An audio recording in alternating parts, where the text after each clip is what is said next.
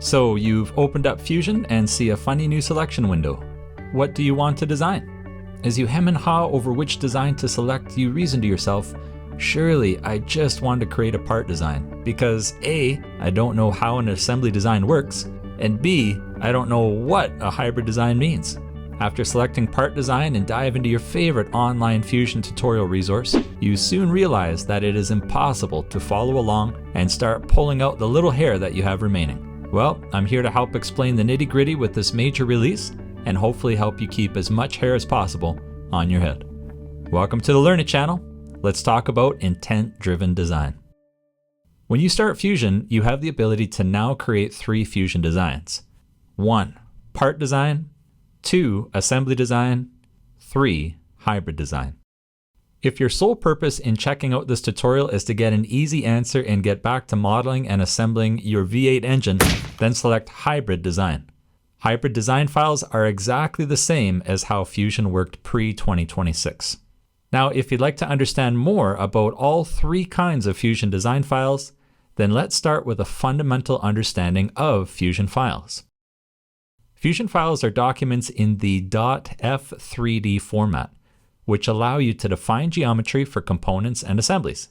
Every design file contains a default root component, also known as a fundamental term called a top-level component. These files also have the ability to have related internal and external components. Let's talk about the first design file type. 1. Part design.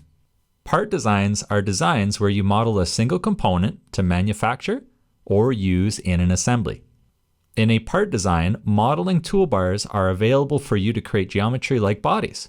However, you can't create components within this design type.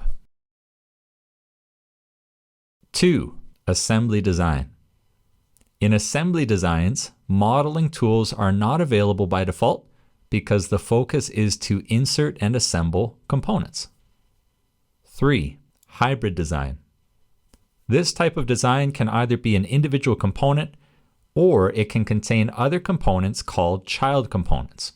Your design file will start as a singular component which is displayed at the top of the browser and data panel.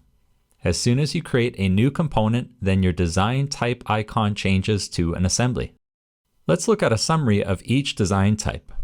Part designs and hybrid designs are nearly identical, but as already explained, and as you can see on the screen, assemblies cannot be created in part designs. Assembly designs are like container files to insert and assemble components. In a moment, we'll show brief examples of each. You can select your default design type by selecting Preferences, then General.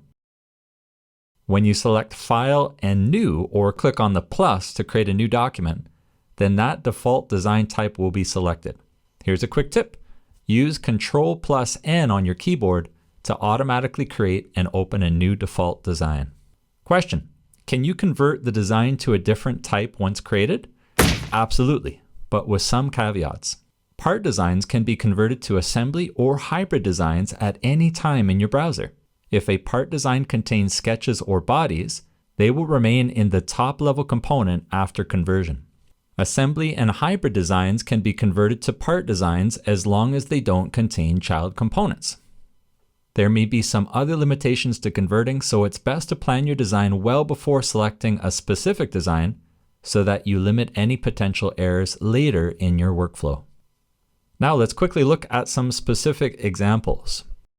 For our unofficial Minifigure series, we took the approach of creating each component as an individual file. Once created, we took all those individual components and created an assembly file by inserting them one at a time. Pre-2026, in our posted tutorials, all the files created were hybrid designs. Now it makes more sense to create all the individual components as part designs and then insert each one into a separate assembly design file. From there, we can create motion studies, animation, and renders, which are all covered in the series. The playlist link is found in the description.